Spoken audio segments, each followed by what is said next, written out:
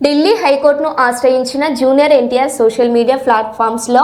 E commerce సంస్థలు తన అనుమతి లేకుండా ఫోటో పేరు వాడుకోకుండా ఆదేశాలు ఇవ్వాలంటూ పిటిషన్ వేసిన జూనియర్ ఎన్టీఆర్ అనుమతి లేకుండా జూనియర్ ఎన్టీఆర్ ఫోటో పేరును వాడిన వారిపై 3 రోజుల్లో తగిన చర్యలు తీసుకోవాలన్న ఢిల్లీ హైకోర్టు తదుపరి విచారణ డిసెంబర్ 22కు వాయిదా.